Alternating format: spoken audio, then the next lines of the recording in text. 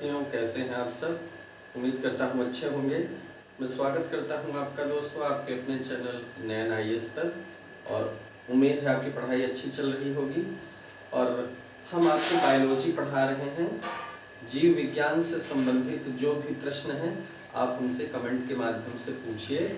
और वीडियो को देखने के बाद आप प्रश्नों का अभ्यास जरूर करें दोस्तों, तभी आपको परीक्षा में मदद मिलेगी। क्योंकि टॉपिक कोई भी आप पढ़ते हैं, जब तक आप उससे संबंधित प्रश्न नहीं लगाएंगे तब तक आपको अपनी तैयारी का स्तर नहीं पता चलेगा। इवैल्यूएशन बराबर करते रहें, इसके बाद फिर टॉपिक पढ़ें और अपने तैयारी का आकलन हर दिन करते रहें। किस टॉपिक से कितने सवाल आप पढ़ने के बाद लगा रहे हैं, यही निर्धारित करेगा कि आपकी तैयारी किस लेवल की है। ठीक है, तो हर दिन जो है अगर आप वीडियो देख रहे हैं तो उससे कुछ तथ्यों को नोट करिए, तैयार करिए और उस टॉपिक से संबंधित जितने प्रश्न आए हैं परीक्षाओं में, प्रीवियस ईयर्स के क्वेश्चंस को उठा के देखिए कि कहाँ से आपको कोई समस्या आ रही है, कौन सी चीज़ आप नहीं समझ पा रहे, हमें जरूर अवगत कराएं दोस्तों, तभी हमें पता चलेगा कि हमारी मेहनत कितनी सफल है। तो दोस्तों उम्मीद करता हूँ कि वीडियो से आपको मदद मिल रही होगी। अब देखिए, पिछली क्लास में बायोलॉजी में हम कहाँ थे दोस्तों। हम लोग पढ़ रहे हैं पौधों के बारे में, उनके विशेष अंगों के बारे में, आकार की जो है मॉर्फोलॉजी, इसी को हम लोग देख रहे हैं कि कौन कौन से ऐसे बहुत महत्वपूर्ण भाग हैं जिन्हें हमें जानना आवश्यक है। तो देखिए, सवाल यहाँ से भी पूछता है और कहीं न कहीं जीव विज्ञान कृषि विज्ञान से भी संबंधित है। जो एग्रीकल्चर का पोर्शन होता है जहाँ से भी सवाल आते हैं, जो बहुत ही महत्वपूर्ण बातें हैं वो चीज़ हम जरूर लेके चलेंगे ताकि वहाँ से कोई प्रश्न आपका न छूटे। अगर आप जो है स्किप करना चाहते हैं तो कर सकते हैं, लेकिन पादप विज्ञान में भी बहुत सारी ऐसी चीज़ें हैं जो परीक्षाओं में पूछी जाती है। हम ध्यान रखेंगे कि कोई चीज़ आपको ज़रूरत से ज़्यादा न बताएं, टू द सिलेबस ही देखें। तो आप प्रश्नों को भी बराबर एनालिसिस करते रहेंगे ना, तो आपको आइडिया होता रहेगा। तो दोस्तों पिछली बार हमने पिछली क्लास में तनों के बारे में देखा था। कहाँ हम थे? तने के प्रकार। तने को हम क्या कहते हैं? स्टेम। तो क्या हो गया? Types of stem. Type of stem. तनों के प्रकार में हमने पिछली क्लास में भूमिगत तनों को देखा था। किसको देखा था? भूमिगत तने।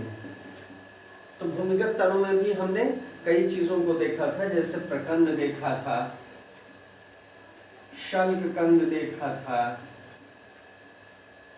हमने स्तंभ कंद देखा था, हमने घनकंद देखा था। ये सारे प्रकार हमने देखे थे और इनके उदाहरणों के साथ इनको अच्छे से समझा भी था। ठीक है, और मैं कहूँगा आपसे कि इस चीज को आप अच्छे से तैयार कर लीजिएगा, क्योंकि मिलान संबंधित प्रश्न यहाँ से पूछा जाता है। ठीक है, तो आप इनको अच्छे से देख लीजिएगा। तो दोस्तों मैं कहूँगा कि आप इसको जो है थोड़ा सा ध्यान से देखिए, अभ्यास करिए कि किसके उदाहरण में क्या चीजें शामिल हैं।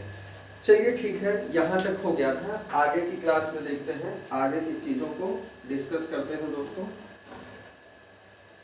आगे की चीजों को डिस्कस किया जाए, ये हो चुका था। तो दूसरा जो प्रकार है आपका, दूसरा प्रकार कौन सा है दोस्तों?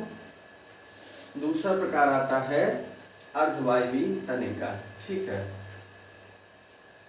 जो दूसरा प्रकार है अर्धवायवी तना। अर्धवायवी तना, अब इसको आपको देखना है, ये क्या है? इसका मतलब हुआ अर्धवायवी से ही आप समझ पा रहे होंगे कि आधा भाग जमीन के अंदर है, आधा भाग जमीन के बाहर है। ठीक है, कुछ भूमि के बाहर है, कुछ भूमि के अंदर, मतलब कुछ भाग भूमि के अंदर और कुछ भूमि के बाहर, ये होते हैं अर्धवायवी तने। चलिए, मतलब कि तना तो वैसे भी भूमि के बाहर ही होता है, लेकिन यहाँ पर क्या है? भूमिगत तने में तो आपने देखा भूमि के अंदर होता है, लेकिन सामान्यतः जो है तना भूमि के बाहर होता है। अब यहाँ दोनों बातें हैं, भूमिगत तना और वायवीय तने के बीच की बात है। तो मतलब कुछ भाग भूमि के अंदर रहेगा, कुछ भाग भूमि के बाहर रहेगा, ये इसमें विशेष बात है।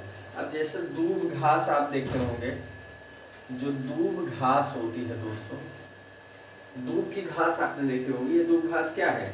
ये अर्धवायवीय तने का एक उदाहरण है। जलकुंभी है, जलकुंभी है, गुलदाउदी है, गुलदाउदी पुष्प होता है, गुलदाउदी है, और क्या है? अरुई, अरुई की पत्ती की सब्जी बनती है, आप जानते होंगे।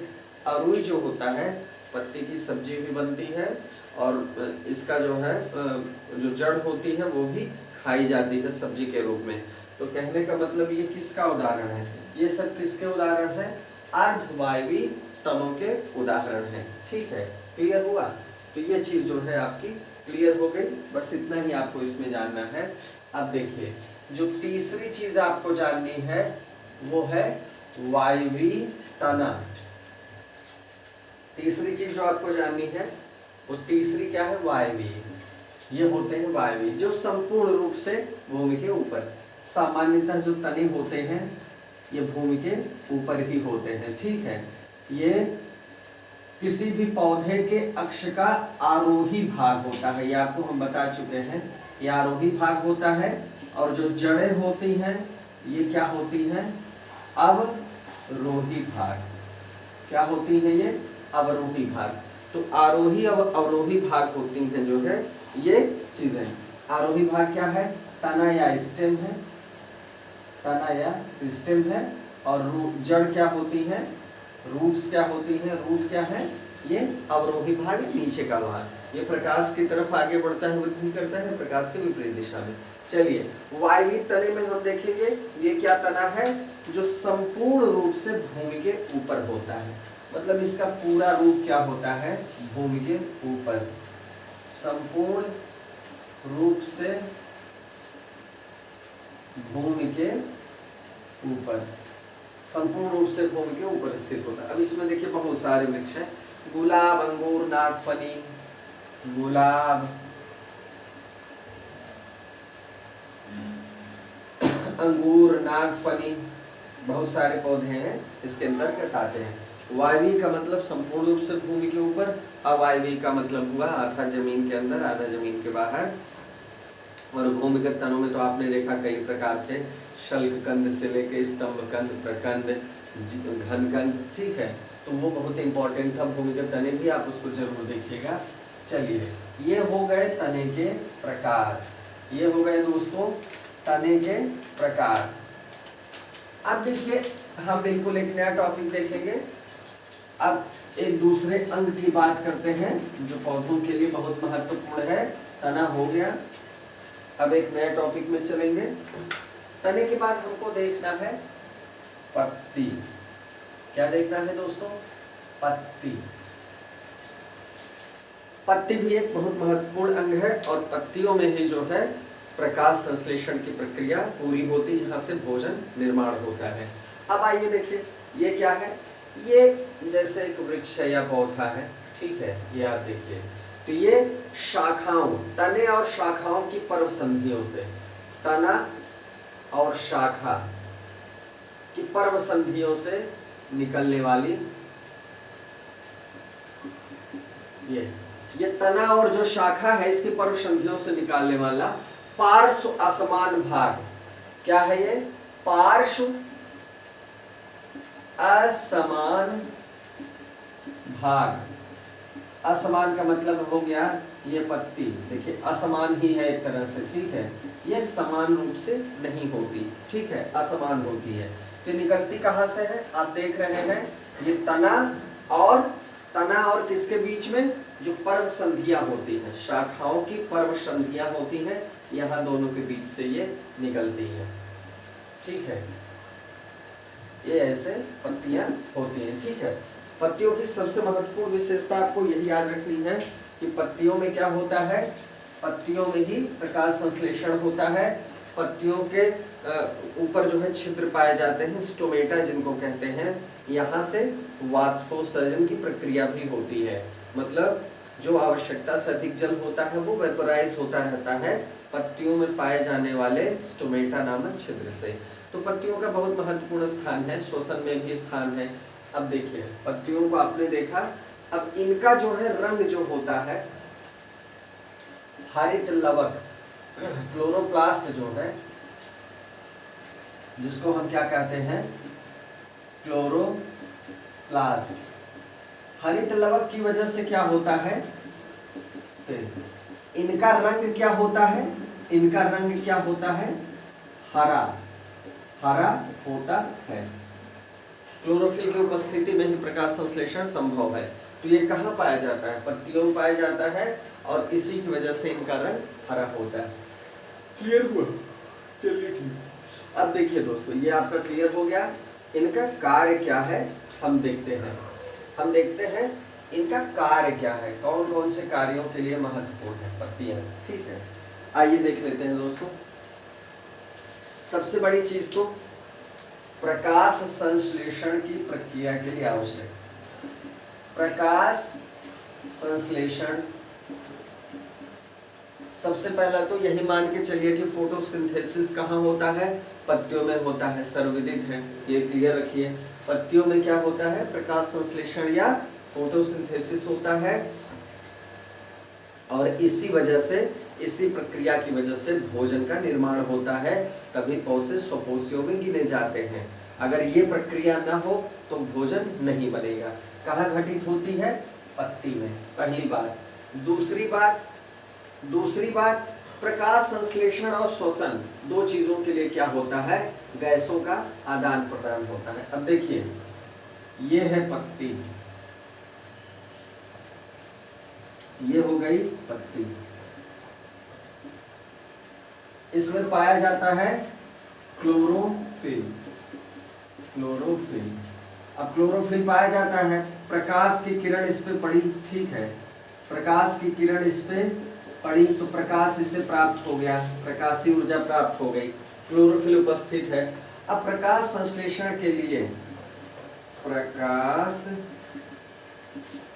संश्लेषण, प्रकाश संश्लेषण के लिए इसको एक गैस की आवश्यकता और पड़ेगी, और वो क्या है, CO2, मतलब कार्बन डाइऑक्साइड गैस की आवश्यकता पड़ेगी इस पत्ती में प्रकाश संश्लेषण की प्रक्रिया पूरी होने के लिए। तो कहने का मतलब ये है कि प्रकाश संश्लेषण में अगर CO2 की जरूरत पड़ रही है तो पत्ती को प्राप्त कैसे होगी, पत्तियों में छिद्र होते हैं, पत्तियों में छिद्र होते हैं, और विभिन्न गैसों का आदान प्रदान इन्हीं छिद्रों के द्वारा होता है। विभिन्न गैसों का आदान प्रदान, विभिन्न गैसों का जो आदान प्रदान होता है इन्हीं छिद्रों से होता है। इनको क्या कहते हैं, स्टोमेटा, स्टोमेटा। अब देखिए पहली तो जो है CO2 गैस का आदान प्रदान हुआ, मतलब CO2 गैस किसके माध्यम से, इसी पत्ती के माध्यम से, पत्ती के माध्यम से ही पौधे में प्रविष्ट करती है, और पत्ती में भी किसके माध्यम से, स्टोमेटा के माध्यम से। अब देखिए ये तो हो गई इसकी प्रकाश संश्लेषण की प्रक्रिया, लेकिन पौधे श्वसन भी करते हैं, पौधे में और गैसों का भी आदान प्रदान होता है, और पौधे भी श्वसन करते हैं दोस्तों। और याद रखिएगा श्वसन में भी ये ऑक्सीजन इस्तेमाल करते हैं, जिस तरह समस्त जीवधारी इस्तेमाल करते हैं। जंतुओं में या मनुष्यों में जो है ऑक्सीजन इस्तेमाल की जाती है श्वसन के लिए, और उच्च श्वसन में हम जो हवा छोड़ते हैं या वो गैस कौन सी होती है, CO2 होती है। याद रखिएगा जिस तरह मनुष्यों और जंतुओं में इस श्वसन में जो है ऑक्सीजन ली जाती है और कार्बन डाइऑक्साइड छोड़ी जाती है, उसी तरह इसमें भी होता है। पौधों में भी दोस्तों, पौधों में भी श्वसन में ऑक्सीजन ग्रहण की जाती है और कार्बन डाइऑक्साइड छोड़ी जाती है। कभी मत भूलिएगा ये बात। प्रकाश संश्लेषण की क्रिया में उल्टा होता है, जिसमें जो है कार्बन डाइऑक्साइड ली जाती है और ऑक्सीजन छोड़ी जाती है। तो जो गैसों का आदान प्रदान है, प्रकाश संश्लेषण जब कंप्लीट हो जाएगा तो जाहिर सी बात है CO2 तो आई है प्रकाश संश्लेषण के लिए, लेकिन जब ऑक्सीजन छोड़ी जाएगी तो इन्हीं जो है छिद्रों के माध्यम से ऑक्सीजन बाहर जाती है, और जो श्वसन होता है वो इसी तरह होता है। तो पत्तियां क्या है? विभिन्न गैसों के आदान प्रदान का एक माध्यम, विभिन्न गैसों के आदान प्रदान का एक माध्यम। दो चीज हो गई, आपने समझ लिया अच्छे से, ठीक है, दो चीज हो गई। मतलब ये इनकी महत्वपूर्ण बातें हैं पत्तियों की, कि जो है एक तो प्रकाश संश्लेषण करना क्योंकि इनमें क्लोरोफिल उपस्थित होता है, और दूसरी चीज क्या करना? गैसों के आदान प्रदान में या विनिमय में सहायता करना। क्लियर हुआ? क्लियर हुआ? अब देखिए कीटभक्षी पौधों में इनका एक बहुत महत्वपूर्ण काम यह भी होता है दोस्तों, कीटभक्षी पौधे होते हैं। कीटभक्षी पौधों में ये क्या करती हैं? रूपांतरित होकर विशेष संरचना का निर्माण करती हैं, विशेष संरचना का निर्माण करती है। देखिए दोस्तों, पौधों में कुछ पौधे ऐसे होते हैं जो ऐसी मृदा में उगते हैं जहां पर नाइट्रोजन गैस की कमी होती है, नाइट्रोजन तत्व की कमी होती है। अब पौधों को जो है नाइट्रोजन चाहिए प्रोटीन बनाने के लिए, न्यूक्लिकम बनाने के लिए नाइट्रोजन की आवश्यकता पड़ेगी। अब भूमि में अगर नाइट्रोजन नहीं है तो जाहिर सी बात है उस वातावरण में नाइट्रोजन अगर किसी तरह उनको प्राप्त नहीं हो पा रहा है तो वो क्या करते हैं? कीट भक्षण का सहारा लेते हैं। इनको इंसेक्टिवोरस पौधे कहते हैं। जैसे घटपर्णी का पौधा है, घटपर्णी का पौधा है, ठीक है, इसको क्या कहते हैं? नेपेंथीज, ऐसे होती है इसकी पत्तियां।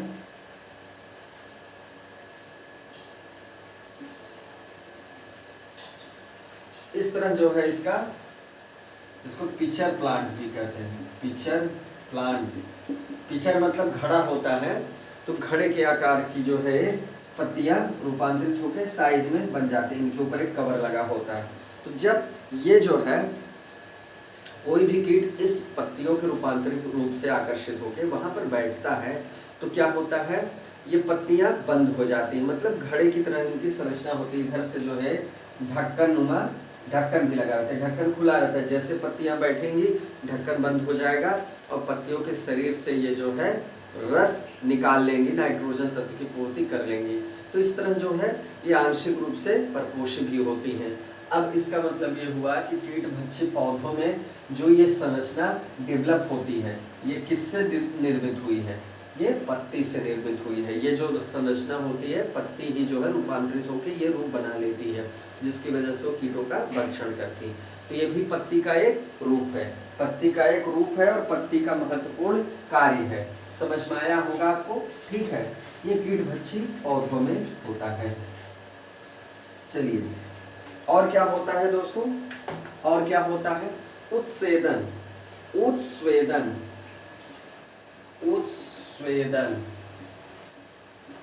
क्रिया का नियंत्रण। स्वेद मतलब पसीना होता है, उत्स्वेदन मतलब पसीने को बाहर निकालना। तो जैसे हम मनुष्यों में जो है जल के निकास की प्रणाली है स्वेद के रूप में, जब शरीर को ठंडा करना होता है तो पसीना निकलता है, या उत्सर्जी पदार्थ जो होते हैं वो पसीने के माध्यम से बाहर निकलते हैं। पत्तियों के माध्यम से पौधों में भी उत्स्वेदन होता है, मतलब जल जो है बाहर निकलता है वर्ज्य पदार्थों के रूप में, या कह लीजिए वेपोराइजेशन के रूप में, वाष्पोत्सर्जन के रूप में, ठीक है, जिस वजह से भी निकलता है, लेकिन वो पत्तियों की स्टोमेटा से बाहर निकलता है। पत्तियां अपने रंध्रों के माध्यम से वर्ज्य पदार्थों को निकालती हैं। तो इस प्रक्रिया का नियंत्रण कौन करता है? पत्तियां करती हैं। ठीक है, आपको ये समझ में आ गया? मैंने आपको पहले ही बता दिया। चलिए, ये हो गया। और क्या जानना है आपको? इसमें देखिए वर्धी प्रजनन में, ठीक है, ये क्या करती हैं? प्रजनन में, परागण में सहायता भी करती हैं। प्रजनन और परागण में सहायता। प्रजनन बहुत महत्वपूर्ण भाग है जो है, ठीक है, पौधों में भी प्रजनन निषेचन महत्वपूर्ण भाग है। तो प्रजनन में पत्तियां भी सहायता करती हैं, सहायक होती हैं, ठीक है भाई। पत्तियां होंगी, जाहिर सी बात है, पत्तियों में पुष्प होंगे, तो पत्तियां क्या होती हैं परागण में, वो भी महत्वपूर्ण योगदान देती हैं, ठीक है। तो चलिए ये क्लियर हो गया। अब कभी कभी क्या होता है, पत्तियां जो है क्या करती हैं, भोजन संग्रह का काम करती हैं। पत्तियां भोजन संग्रह का कार्य करती हैं। बहुत सारे पौधों में क्या होता है, पत्तियों में ही भोजन होता है, क्या पत्तियों में भी काफी मात्रा में भोजन होता है। उसको खा के शाकाहारी जीव भी अपना पेट भरते, पोषण प्राप्त करते हैं। तो भोजन संग्रह का एक जो है रूप ये भी है पत्ती। जैसे नागफनी आपने देखा होगा, नागफनी में पत्तियां एकदम मांसल होती हैं, बहुत सारा भोजन का संचय उसमें होता है, ठीक है, बहुत सारे पदार्थ भी होते हैं। तो कहने का मतलब पत्तियों में भी भोजन संचित होता है, जैसे फलों में होता है, बीजों में, जड़ों में होता है, वैसे पत्तियों में भी होता है। ये पत्तियों का महत्वपूर्ण कार्य हो गया, बस इससे ज्यादा आपको नहीं जानना है, ये आपके लिए इतना पर्याप्त है। अब दोस्तों जो सबसे महत्वपूर्ण भाग है पौधों का जो सबसे महत्वपूर्ण भाग है, ये प्रश्न पूछा गया परीक्षा में, सारे विकल्पों को देखे, जड़ है, तना है, पत्तियां है, पुष्प है, बीज है, फल है, पौधे का सबसे महत्वपूर्ण भाग क्या है। तो इसके लिए जो है सही जवाब आपका क्या है, पुष्प है। तो हम क्या कहेंगे, पुष्प। अब हम पढ़ेंगे पुष्प मतलब फ्लावर। हम पुष्प देखेंगे दोस्तों कि पुष्प किस तरह जो है पौधों में महत्वपूर्ण भूमिका निभाते हैं। पुष्प क्या है हम समझे। अब देखिए, जो भी पौधे पुष्पीय होते हैं, मतलब पुष्पीय पौधे, सारे पौधों में पुष्प नहीं होता, तो पुष्पीय पौधों में सबसे महत्वपूर्ण अंग कह सकते हैं आप, सबसे महत्वपूर्ण अंग, ठीक है। जिन पौधों में भी पुष्प पाए जाते हैं उनमें सबसे महत्वपूर्ण अंग के रूप में क्या होता है, पुष्प होता है। क्लियर हुआ दोस्तों। चलिए ठीक है। अब ये होता कहाँ है, देखिए ये कह रहा है तना, ये देखिए तना हो गया। तो तना या शाखा का जो शीर्ष होता है, ठीक है, तना या शाखा का जो शीर्ष होता है, या तो यहाँ होगा, या तो यहाँ होगा, या फिर क्या होगा, जो पत्तियां होती हैं इनके शीर्ष पे होगा, या तो पत्तियों के शीर्ष पे होगा और या तो शाखाओं के शीर्ष पे होगा, ठीक है। जो पत्तियां होती हैं इनका जो अक्ष होता है यहाँ ये निर्मित होता है। जैसे ये पत्ती है तो कुछ पुष्प जो होते हैं यहाँ तने, और ये जैसे तना है, ये आपकी पत्ती हो गई। ये जो पत्तियों का अक्ष है ये भाग, यहाँ पर कुछ पुष्प ऐसे होते हैं जो यहाँ पाए जाते हैं, कुछ पुष्प ऐसे होते हैं जो तने के शीर्ष भाग में पाए जाते हैं, यही इनका उत्पत्ति होती है, ठीक है, यही इनकी क्या होती है, उत्पत्ति होती है। तो चलिए ये क्लियर हो गया। अब देखिए इनका जो अध्ययन, क्या होता है, एंथोलॉजी कहलाता है। एंथोलॉजी, पुष्पों का अध्ययन क्या होता है, इसको हम क्या कहते हैं दोस्तों, एंथोलॉजी। आपको पता है पुष्प से ही क्या होता है, पुष्प से ही फल का निर्माण होता है और फल के बाद बीज का निर्माण होता है। तो जाहिर सी बात है एक पीढ़ी से दूसरी पीढ़ी तक जो है, एक पीढ़ी से दूसरी पीढ़ी तक जब भी जो है आनुवंशिक गुणों का ट्रांसफर भी होता है तो इसी माध्यम से होता है। और ध्यान दीजिएगा दोस्तों, पुष्प इसीलिए सबसे बड़ा महत्वपूर्ण भाग है पौधे का, क्योंकि इसके माध्यम से ये संतति जीवित रहती है। वो बात अलग है कि कायिक प्रवर्धन भी है और बहुत सारी प्रक्रियाएं भी हैं, लेकिन जो स्वाभाविक रूप है परागण का और प्रजनन का, निषेचन का, वो पुष्प, फल और बीज से ही होता है, ठीक है। चलिए ठीक है, आइए अब और चीजें देख लेते हैं, इसके कार्य देख लेते हैं। महत्वपूर्ण कार्य क्या है पुष्प के, पुष्प के महत्वपूर्ण कार्य क्या है। तो देखिए ये लिंगी प्रजनन द्वारा क्या करता है, देखिए कार्य में आप क्या जानेंगे, इसमें लिंग के द्वारा प्रजनन होता है। तो लिंगी प्रजनन द्वारा फल और बीज का निर्माण होता है, बीज का निर्माण करता है। पुष्प क्या होता है? पुष्प में परागण होता है, दो जनन अंग होते हैं, पुंकेसर और स्त्री केसर। पुंकेसर से क्या होता है? परागकण स्त्री केसर के वर्तिकाग्र पे गिरता है, फिर जो है अंडाशय में स्थापित होता है, फिर भ्रूण का विकास होता है, धीरे धीरे क्या होता है? भ्रूण पोषित होकर बड़ा होता है, फिर अंडाशय जो है विकसित होकर फल बनता है, फिर उसमें बीज होते हैं। परागण की प्रक्रिया, निषेचन सब इसका भाग है। ये चीजें हम जितना आवश्यक होगा देखेंगे। तो ये जान लीजिए लिंगी प्रजनन द्वारा ये क्या होता है, इसके माध्यम से फल भी बनता है और उसके पश्चात जो है क्या बनता है? बीज का निर्माण होता है। चलिए ये आपको समझ में आ गया। अब आपको देखना है पॉलिनेशन कैसे होता है, परागण कैसे होता है, क्योंकि परागण के माध्यम से ही फल और बीज बनता है। हमको देखना है पॉलिनेशन। पॉलिनेशन मतलब होता है दोस्तों परागण। अब परागण क्या है? परागकणों के परागकोश, देखिए ये आपका स्त्री केसर हो गया, मान लीजिए ये हो गया आपका पुंकेसर। अब ये है परागकोश, यहां पर है क्या? परागण, अरे परागकण। परागकण यहां पर गिरेंगे, ये है वर्तिकाग्र,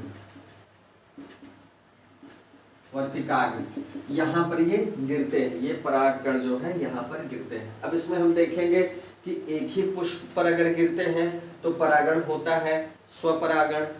अगर एक ही पौधे के दूसरे पुष्प के वर्तिकाग्र पर गिरते हैं तब भी स्वपरागण होगा, और अगर दूसरे पौधे के पुष्प पर गिरते हैं तब ये क्या होगा? परपरागण। उसको देखेंगे। परागण क्या है दोस्तों?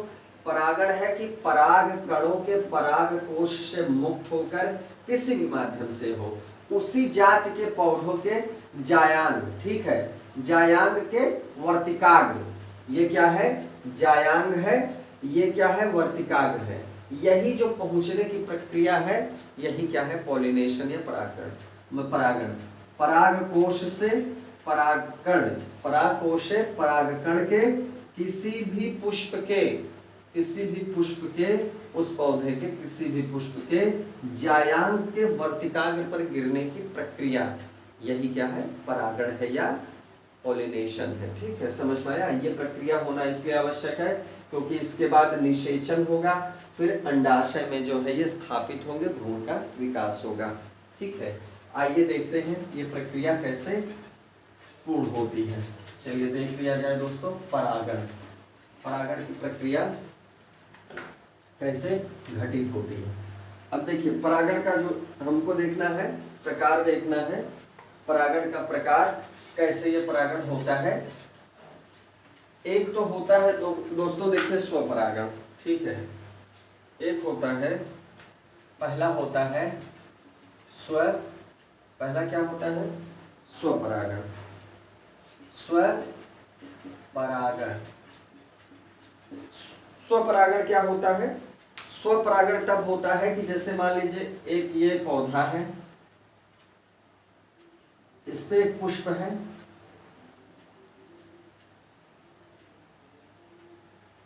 ये दूसरा पुष्प है, ये तीसरा पुष्प है।